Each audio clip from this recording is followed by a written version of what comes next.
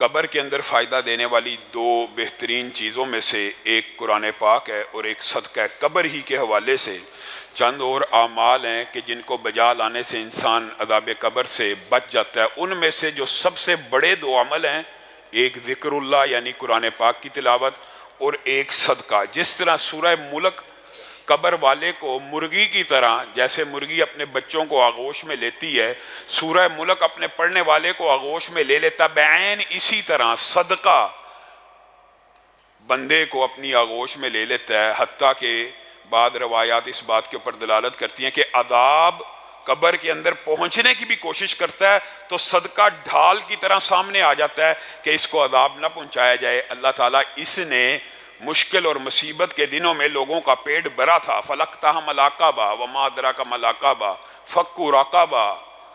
تم نیکی کی گھاٹی کو کیا سمجھتے ہو؟ نیکی کی معراج کو کیا سمجھتے ہو؟ یا نیکی کے عروج کو کیا سمجھتے ہو؟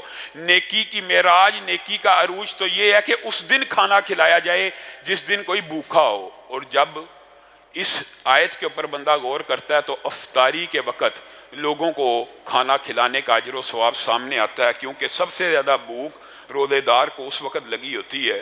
اور کیا روٹی کھلا دینے سے وہ روزے دار کے سارے اجر کو لے کے چلا جاتا ہے، اور روزے دار کا جو اپنا اجر ہے وہ روزے دار کا کم ہو جاتا ہے۔ نبی کریم صلی اللہ علیہ وسلم نے ارشاد فرمایا روزے دار کو بھی پورا اجر ملتا ہے، پورے کا پورا، اور جو کھانا کھلا رہا ہوتا ہے وہ بھی پورے کا پورا اجر لے جاتا ہے۔ نبی کریم صلی اللہ علیہ وسلم نے اپنے صحابہ کی جو تربیت اور ٹریننگ کی تھی صدقے کے حوالے سے مشہور واقعات ہیں، چند ایک کی طرف اشارہ کر کے اپنی بات کو آگے بڑھاؤں گا۔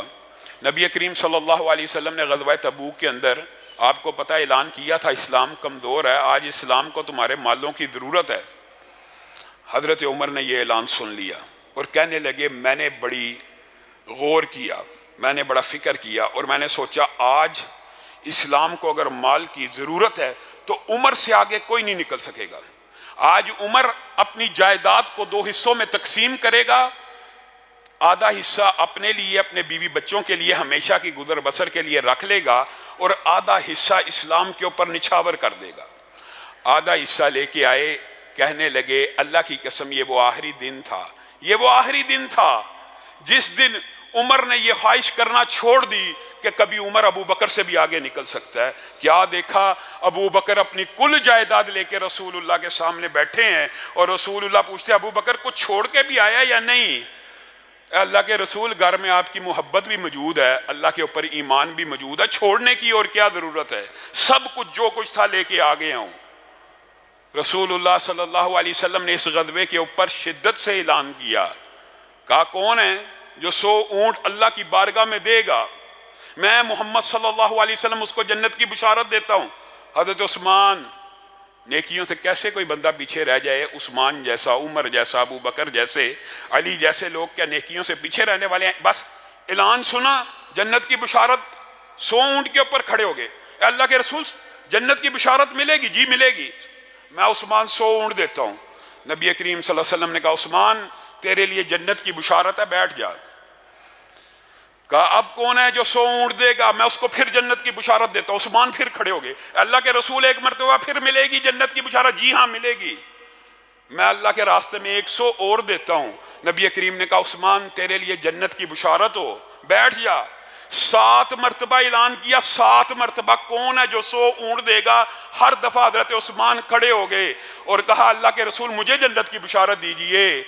7ویں دفعہ رسول اللہ صلی اللہ علیہ وسلم کہنے لگے کت یا عثمان، بس کر ہے عثمان، بس کر ہے عثمان۔ اور 1000 درہم حضرت عثمان نے جب مزید دیے، رسول اللہ صلی اللہ علیہ وسلم ان درہموں کو دیکھ رہے ہیں اور ہاتھوں سے ٹٹول رہے ہیں اور کہہ رہے ہیں ما ذر عثمان، اور بعض روایات میں ما ذر بن عفان ما عمل بعد اليوم، آج کے بعد عثمان تو نیکی کا کوئی عمل نہ بھی کرے جنت الفردوس میں داخل ہو جائے گا۔ صدقہ اتنی بڑی نعمت ہے اور اتنی بڑی خوبی ہے نیکیوں میں سے۔ لیکن میرے بھائیو آج ایک بات سمجھ کے جانے کی ضرورت ہے، صدقے کی جو ترغیب کی جاتی بہت سی باتیں ہیں، بہت سے سوالات ہیں، انشاءاللہ موقع آیا پھر کبھی ان کے جوابات دیں گے۔ آج جو بات سمجھنے کی ضرورت ہے وہ یہ ہے کہ صدقہ دینا کہاں سے ہے، صدقہ اللہ رب العزت قبول کون سا کرتا ہے، اور صدقہ کس مال میں سے دینا چاہیے؟ صرف قرآن پاک کی ایک آیت بندے کو سمجھ آ جائے تو ہدایت کے لیے کافی ہے۔ یا ایھا الرسل کلوا من الطیبات واعملوا صالحا، اے اللہ کے رسولوں، اے اللہ کے نبیوں، اے اللہ کے پیغمبروں، بتائیے ان سے افضل کوئی شخصیات دنیا میں ہیں؟ ان کو اللہ تعالیٰ کیا کہہ رہا ہے؟ کلوا من الطیبات۔ ابتدا کہاں سے کر رہا اللہ؟ رزق حلال کھاؤ، حلال اور پکیزہ رزق کھاؤ۔ وَاعْمَلُوا صَالِحًا، پہلے حلال کھاؤ، اس کے بعد نیکیوں کا عمل کرنا۔ اگر انبیاء اور رسولوں کے اوپر فرض یہ کیا گیا ہے کہ تم نے پہلے حلال کمانا ہے اور بعد میں نیک عمل کرنے ہیں، تو انسانوں کے لیے، مومنوں کے لیے یہ بات فرض نہیں ہے؟ یا ایھا الناس کلوا مما فی الارض حلالا طیبا، اے لوگو صرف حلال اور پاکیزہ چیزیں کھایا کرو۔ لوگوں کو کہا جاتا ہے جی بکرا ہی کھا رہے ہیں، مرغی کھا رہے ہیں، حلال ہے، اللہ کا نام لے کے کھا رہے ہیں۔ میرے بھائیو، یہ بات بڑی اہم ہے اور سوچنے کی ضرورت ہے۔ کیا اسلام میں صرف شراب ہی حرام ہے؟ کیا خنزیر ہی حرام ہے؟ کیا رشوت، لوٹ کسوٹ، چوری، ڈکیتی، غصب، کسی سے جھوٹ بول کے مال کما کر لانے والے روپے سے آنے والا بکرا حرام نہیں ہے؟ صرف اسلام میں خنزیر اور شراب حرام نہیں ہے، حرام سے خریدا گیا بکرا بھی حرام ہے، حرام سے خریدی گئی مرغی بھی حرام ہے، حرام سے خریدی گئی سبزی بھی حرام ہے۔ یہ آپ کو کس نے مغالطہ ڈال دیا کہ اللہ رب العزت نے یہ جی حلال جانور ہیں، پکیدہ جانور ہیں؟ جانور تو پکیدہ ہیں، لیکن اللہ یہ بھی دیکھے گا کہ کمائی کا اسلوب اور طریقہ کیا استعمال کیا۔ کیا لوگوں کے ساتھ فراڈ لگا کے، لوگوں کو چکر دے کے، لوگوں کا مال ہڑپ کر کے، خانہ کعبہ کے چکر لگانے سے عبادات قبول ہو جائیں گی؟ لوگوں کو چکر دیے، لوگوں کا مال کھایا، لوگوں کا مال غصب کیا اور چل پڑے حاجی صاحب اور چل پڑے عمرہ کرنے۔ نبی کریم صلی اللہ علیہ وسلم نے بڑی وضاحت سے یہ بات بیان کر دی ہے۔ ابھی صرف ایک شک آپ کے سامنے رکھ رہا ہوں، اور یہ شک بھی سمجھ آ جائے تو ہدایت کے لیے کافی ہے۔ نبی کریم نے کہہ دیا انفاق فی سبیل اللہ اور صدقہ بھی اسی کا قبول ہے جو حلال اور پکیزہ مال میں سے اللہ کو عنایت کرتا ہے۔ نبی کریم صلی اللہ علیہ وسلم نے فرمایا اللہ پاک ہے اور اللہ رب العزت پاکیزہ ہی چیزوں کو قبول کرتے ہیں۔ اللہ پاک ہیں اور پاکیزہ چیزوں کو قبول کرتے ہیں۔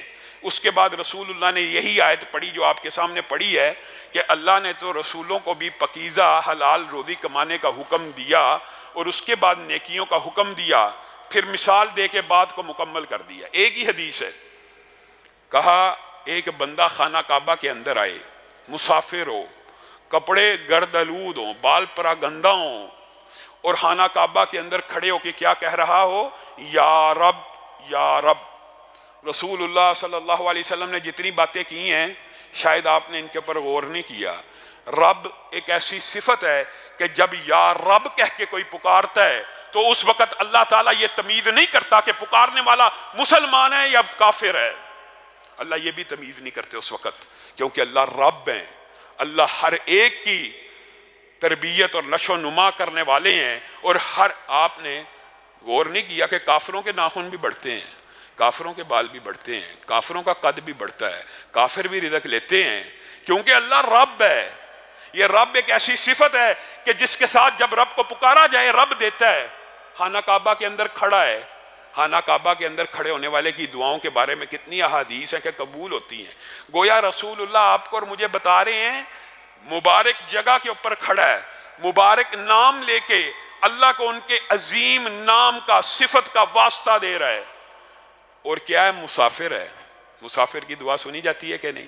حدیثیں موجود ہیں۔ یعنی جتنی صفات بیان ہوئی ہیں، پریشان حال ہے، پراگندہ ہے، یہ ساری کی ساری وہ صفتیں ہیں جن کے اوپر دعا قبول ہوتی ہے۔ لیکن رسول اللہ صلی اللہ علیہ وسلم مجھے اور آپ کو کیا سمجھا رہے ہیں؟ وہ یا رب کہہ کے پکار رہا ہے، اس کی دعا کیسے سنی جائے گی؟ جب وہ یا رب کہتا ہے تو اللہ رب العزت بعض روایات کے اندر، اور مفہوم یہ ہے، اس کو جواب دیا جاتا ہے تیری پکار کو کیسے سنا جائے اے بندے؟ تیرا کھانا بھی حرام کا، تیرا پینا بھی حرام کا، تیرا مال بھی حرام کا، جو لباس پہن کے آیا یہ بھی حرام کا ہے، اب تیری دعا نہیں سنی جا سکتی۔ بعض روایات کے اندر یہ الفاظ موجود ہیں، کچھ لوگ حلال کام بھی کرتے ہیں اور کچھ حرام کام بھی کرتے ہیں، یعنی مکس کاروبار چل رہا تھا، کچھ کام سودی ہے اور کچھ کام غیر سودی ہے۔ اس والے سے بھی بڑی ڈرنے کی ضرورت ہے۔ عجیب و غریب معاشرہ سود کو حلال سمجھ کے کھا رہے ہیں، سود کو حلال سمجھ کے کھا رہے ہیں۔ وہ سود کہ جو اللہ اور اس کے رسول سے جنگ ہے، آج مسلمان امت نے یہ جی سسٹم ہے، یہ جی بینکنگ نظام ہے، اس سے مفر نہیں ہے، کوئی چارہ کار ہی نہیں ہے، اس نظام کا وبال حکمرانوں کو ہوگا، یہ ہوگا، انہوں نے سسٹم بنایا ہوا، ہمارا کیا قصور ہے؟ ہر بندے کے اوپر انفرادی طور پہ حلال کمانا فرض ہے، ہر بندے کے اوپر انفرادی طور پہ فرض ہے۔ یہ کسی نے کہہ دیا کہ گورنمنٹ نے اگر بینک بنائے ہوئے ہیں تو بینک سودی کاروبار لازمی کرے گا، ہر حال میں کرے گا؟ یہ مغالطے ہیں، یہ اشکالات ہیں جو بندوں کو شیطان ڈالتا ہے۔ اور کس لیے ڈالتا ہے یہ بھی سمجھ لیجیے، اس لیے ڈالتا ہے کہ حرام کو حرام نہ سمجھا جائے۔ جب کوئی بندہ کسی حرام چیز کو حرام سمجھنا چھوڑ دیتا ہے تو یاد رکھیے بالعموم کی بات ہو رہی ہے۔ محدثین نے لکھا ہے اللہ تعالیٰ پھر اس کو توبہ کی بھی توفیق نہیں دیتے۔ توبہ کی توفیق کس کو ملتی ہے؟ جو کسی گناہ کو گناہ سمجھتا ہے۔ ایک بندہ موسیقی کو گناہ ہی نہیں سمجھ رہا، حلال سمجھ کے سن رہا ہے، کبھی توبہ کرے گا؟ ایک بندہ سود کو سمجھ ہی حلال رہا ہے، توبہ کرے گا؟ نہیں کر سکتا۔ یہ اللہ اور اس کے رسول کے ساتھ جو جنگیں ہیں، یہ ان جنگوں کے اندر کیا تم جیت جاؤ گے؟ رسول اللہ صلی اللہ علیہ وسلم کے صحابہ، خود رسول اللہ صلی اللہ علیہ وسلم کا کیا کاروبار تھا؟ ابتدائے اسلام میں آپ کے سامنے سیرت کے باب میں تفصیلی طور پہ رکھا تھا، انبیاء نے بکریاں کیوں چرائیں؟ رسول اللہ صلی اللہ علیہ وسلم کے پاس ہم یہ سمجھتے ہیں کہ ہمارا ٹائم بڑا قیمتی ہے، نبیوں سے زیادہ کسی کا ٹائم قیمتی ہو سکتا ہے؟ سارے انبیاء نے بکریاں چرائی ہیں، سارے انبیاء نے۔ کیا حکمت ہے؟ اس کی کچھ حکمت ہے، ان میں سے ایک حکمت یہ بھی ہے کہ انبیاء کو بھی تجارت کرنے کا حکم ہے۔ اسی لیے رسول اللہ کبھی شام گئے، کبھی حدیجہ کا مال لے کے گئے۔ رسول اللہ صلی اللہ علیہ وسلم نے اپنی عملی زندگی سے ثابت کیا کہ پہلے حلال رزق کمانا ہے، پھر اللہ کی بارگاہ میں انفاق کرنا ہے۔ اور سفیان ثوری نے کہہ دیا، کتنے بڑے امام تھے سفیان ثوری، عجیب بات کہہ گئے، کہتے ہیں کہ وہ بندہ بہت بڑا جاہل ہے اور وہ بندہ احمق ہے اور وہ بندہ بے وقوف ہے جو یہ سمجھتا ہے کہ میں حرام کمائی میں سے خرچ کر کے اللہ کی خیر و برکتوں کو حاصل کر لوں گا، یا حرام مال خرچ کر کے اپنے پاکیزہ مال کو پاک اور صاف کر لوں گا۔ وہ بے وقوف ہے۔ کیا مثال دی؟ کہنے لگے یہ ایسا ہی ہے، ایک بندہ اپنا میلا کپڑا دھونا چاہتا ہو، ایک بندہ اپنا میلا اور گندا کپڑا دھونا چاہتا ہو تو بجائے صابن کے اپنے پیشاب سے دھونا شروع کر دے۔ کیا پیشاب سے دھونے سے کپڑا پاک صاف ہو جائے گا؟ تو حرام مال دینے سے باقی مال حلال ہو جائے گا، اللہ قبول کر لے گا۔ اور جو بات میں کہہ رہا تھا کہ مکس کمانے والے، یہ حدیثیں، یہ روایتیں بھی موجود ہیں۔ نبی کریم صلی اللہ علیہ وسلم نے ارشاد فرمایا، ایک بندے نے عمدہ لباس پہنا، 10 درہم کا لباس پہنا، 9 درہم حلال کے ہیں، 1 درہم حرام کا ہے۔ جب تک اس کے بدن کے اوپر موجود ہے کوئی نفلی، کوئی فرضی عبادت قبول نہیں ہے۔ تو جو گوشت، جو پوشت پورے کا پورا حرام سے پلا ہو، نبی کریم صلی اللہ علیہ وسلم نے کہا وہ گوشت اور پوشت جس کی حرام سے تربیت اور نشو و نما کی گئی ہو، وہ جہنم کا زیادہ حقدار ہے بنسبت جنت کے۔ اگرچہ غور کریں، قصور بچے کا نہیں ہے، قصور بچے کا تو نہیں ہے، ماں باپ حرام کماتے تھے لیکن پلا حرام کی کمائی سے ہے۔ اس حرام کی کمائی کے کچھ اثرات لا محالہ طور پہ ظاہر ہوں گے، اور اگر اللہ کی رحمت نہ ہوگی تو یہ پورے کا پورا بدن آگ میں چلا جائے گا۔ اور اللہ کی رحمت سے بعض لوگ محفوظ بھی ہو جائیں گے کہ ان بچوں کا تو قصور ہی نہیں تھا، ماں باپ نے حرام کھلا دیا، عقل اور شعور کی منزلیں طے ہوئیں تو عقل آئی کہ میرے ماں باپ حرام کماتے تھے، اب میں اس راستے پہ نہیں چلوں گا، تو انشاءاللہ وہ لوگ معاف کیے جائیں گے اور ان کو بخش دیا جائے گا۔ آپ کے سامنے چند ایک باتیں ضرور رکھنا چاہتا ہوں، یہ باب بڑا طویل ہے، اس کے اندر دیکھیں، آپ غور کریں۔ چوری سے ابتدا کریں، جس کو ہم کچھ بھی نہیں سمجھتے، کچھ بھی نہیں سمجھتے۔ کیا سمجھا جاتا ہے چوری کو؟ کسی کی کوئی چیز نکال لی، کسی کی جوتی اٹھا لی۔ مسجدوں کے بارے میں تو لوگوں نے لطیفے بنائے ہوئے ہیں کہ جب مسجد جاتے ہیں جوتی کوئی لے جاتا ہے، جس کو ہم بڑی معمولی سی چیز سمجھتے ہیں، لیکن اس سے بڑھتے بڑھتے بڑی چیزوں کی چوری بھی ہوتی ہے. یہ چوری جس کو میں اور آپ معمولی سمجھتے ہیں، حرام کی ابھی ابتدائی شکل ہے، اس کے اوپر رسول اللہ نے کیسے بند باندھا؟ رسول اللہ یہ چاہتے ہیں حرام کا جو پہلا سٹیپ ہے، چند روپے چھوٹی سی چیز کسی کی چرا لینے کو رسول اللہ چاہتے ہیں، اور رسول اللہ نہیں چاہتے، اللہ چاہتا ہے السارق والسارقۃ. صرف چوری کرنے والے کو کیا کیا جائے؟ اس کے ہاتھ کاٹ ڈالے جائیں تاکہ معاشرہ حرام کمائی کی طرف دیکھے بھی نہ. ہم نے چوری کے بارے میں ہاتھ کاٹنا تو سن لیا، لیکن کسی کا مال غصب کرنا اس کے بارے میں نہیں سوچا. کسی کا مال ہڑپ کر دینا. ڈاکو کی شریعت میں کیا سزا ہے؟ شریعت اسلامیہ میں ڈاکو کی کیا سزا ہے پتہ ہے نا؟ سزائے موت. ہاتھ اور پاؤں کاٹ کے جنگلوں میں پھینک دیا جائے. چور کی تو صرف ہاتھ کاٹنا ہے، اور جو بالجبر مال لوٹتا اس کو ڈاکو کہتے ہیں. اور اس کے بارے میں شریعت اسلامیہ کی جو سزا ہے، آپ کو علم ہے، ہاتھ پاؤں کاٹ کے یعنی سزائے موت دے دی جائے. جبری طور پہ گن پوائنٹ پہ مال لوٹنے والے کی سزا تو ہم یہ سمجھتے ہیں کہ سزائے موت ہے، لیکن بدماشی اور غنڈہ گردی سے بغیر گن پوائنٹ کے اپنے اثر رسوخ اور اپنی وجاہت سے اور اپنی شخصیت سے لوگوں کا مال کھا جانے والے کی کوئی سزا نہیں. آپ ذرا غور کریں، نبی کریم صلی اللہ علیہ وسلم نے فرمایا ایک بلشت زمین کے ٹکڑے کے اوپر قبضہ کرنے والا، جو اپنے ہمسائے کی، اپنے بھائی کی، کسی کی زمین کے اوپر، ایک بلشت زمین کے اوپر قبضہ کر لیتا ہے اور وہ حق مانگتا رہتا ہے، دے دے نہیں دیتا، اسی حالت میں مر جاتا ہے، تو کل قیامت کے دن یہ 7 زمینوں کا توق اس کے گلے میں ڈال دیا جائے گا. کیا اٹھا سکے گا وزن؟ اگر شریعت اسلامیہ میں زندگی کے اندر یہ سزائیں ہیں، اس لیے ہیں کہ میں اور آپ حرام کی طرف جائیں نہ. اور کیا حرام کیا صرف چوری ڈکیتی مال لوٹنا زمین پہ قبضہ کرنا ہے؟ نبی کریم صلی اللہ علیہ وسلم نے فرمایا جھوٹی قسم کھانے سے مال تو بک جاتا ہے لیکن اس سے برکت اٹھا لی جاتی ہے. نبی کریم بازار گئے، مجھے اور آپ کو سمجھانے کے لیے گئے کہ میری امت حلال کما لے. حضرت شعیب کی قوم کے اوپر کس لیے عذاب آیا تھا؟ وَيْلٌ لِّلْمُطَفِّفِينَ الَّذِينَ إِذَا اكْتَالُوا عَلَى النَّاسِ يَسْتَوْفُونَ وَإِذَا قَالُوهُمْ أَوْ وَزَنُوهُمْ يُخْسِرُونَ. جب لوگوں سے مال لیتے ہیں، پھل لیتے ہیں، چاول لیتے ہیں، کہتے ہیں وٹا دکھا، باٹ دکھا، وزن پورا کر، پورا تول، یہ تھوڑا کم لگ رہا ہے، تڑکری کو صحیح طرح پکڑ. اللہ کہہ رہا ہے قرآن پاک میں. اور جب خود بیچنے پہ آتے ہیں تو تڑکری کے اوپر ہاتھ رکھ لیتے ہیں کہ کسی بندے کو پتہ ہی نہ لگے کہ کم تولا کہ زیادہ تولا ہے. صرف اتنی سی بات کے اوپر پوری شعیب کی قوم کو دنیا سے اٹھا لیا گیا. اور اللہ تعالیٰ نے کہا ان کے لیے ویل للمطففین، یہ جو ناپ تول میں کمی کرتے ہیں، ناپ تول میں کمی کی اگر یہ سزائیں ہیں تو اعلانیہ کسی کے پیسے کھا جانے کی کیا سزا ہوگی؟ کسی کا مال ہڑپ کر لینے کی کیا سزا ہوگی؟ لوگ یہ سمجھتے ہیں جی یہ رشوت ہے، رشوت تو گفٹ ہوتا ہے، رشوت کو گفٹ کہا جاتا ہے. بے شمار حرام کی قسمیں ہیں جو ممکن ہی نہیں کہ ایک دو لیکچر میں بیان ہو. صرف آپ کو جنرلی طور پہ ایک پوائنٹ آف ویو بتا رہا ہوں. اور کیا حلال کمانے والا اور نیت کرنے والا اللہ رب العزت آج کے بعد صرف حلال کماؤں گا نہیں کماؤں گا حرام، کہ اللہ اس کا رزق تنگ کر دے گا؟ وَمَا مِن دَابَّةٍ فِي الْأَرْضِ إِلَّا عَلَى اللَّهِ رِزْقُهَا. بتائیں اللہ کے علاوہ کوئی رزاق ہے؟ نبی کریم صلی اللہ علیہ وسلم نے کہا اللہ کی قسم بندوں کو مغالتا ہے، یہ بندوں کو مغالتا ہے. اگر بندے اپنے رب کے اوپر اس طرح توکل کرنا شروع کر دیں جس طرح پرندے کرتے ہیں، کتنی شرم کی بات ہے، شرم کی بات ہے.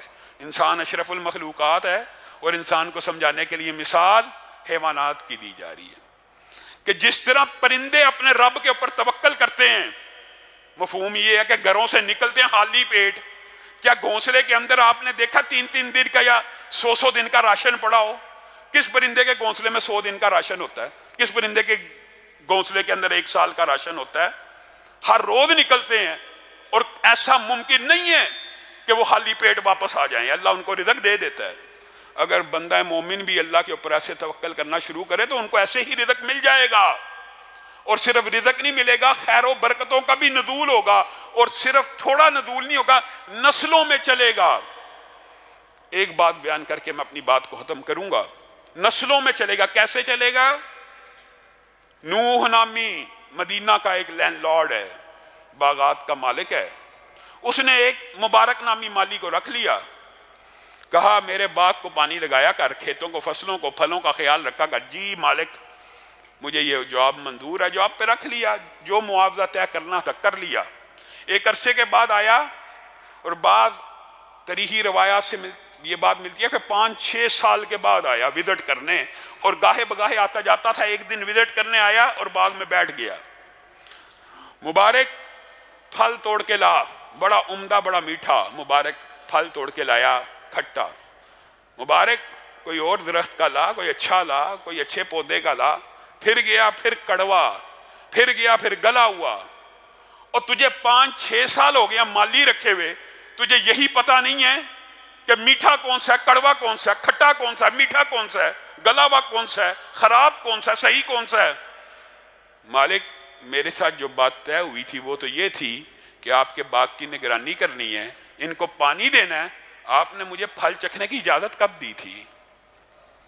آپ نے مجھے پھل چکھنے کی اجازت کب دی تھی جو مجھے پتا ہو کہ پھل میٹھا ہوتا ہے یا کڑوا ہوتا ہے؟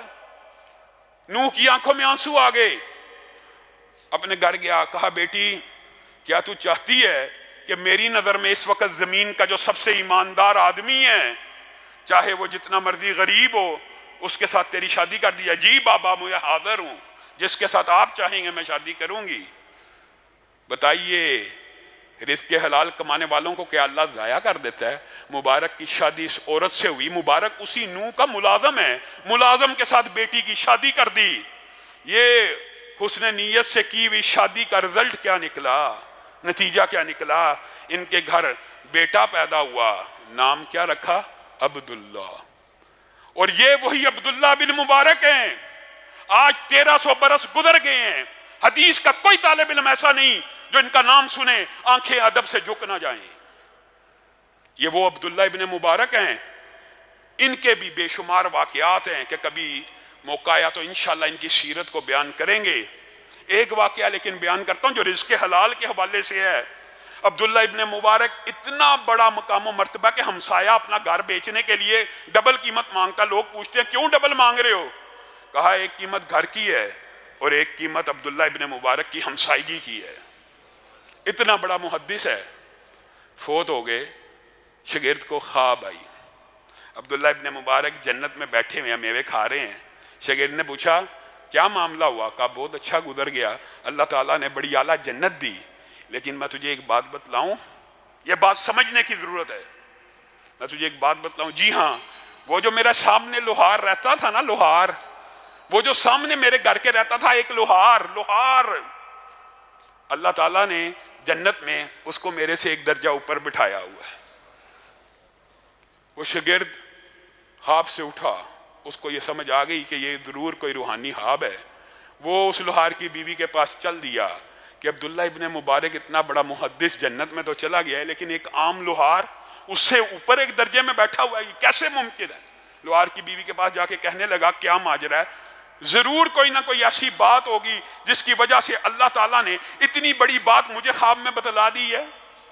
کہا زیادہ تو میں نہیں جانتی، لیکن یہ بات ہے عبداللہ ابن مبارک جب رات کو قرآن پاک پڑھ رہے ہوتے تھے، حدیثیں سنا رہے ہوتے تھے، حدیثیں سیکھ رہے ہوتے تھے، تو وہ لوہار اپنا کام کرتے ہوئے اللہ سے یہ دعا کیا کرتا تھا، اللہ رزق کی تنگی کی وجہ سے پریشان ہوں، اگر تو مجھے رزق حلال وافر دے دے تو میں عبداللہ ابن مبارک کی طرح قرآن پڑھا کروں گا، میں عبداللہ ابن مبارک کی طرح حدیث پڑھا کروں گا۔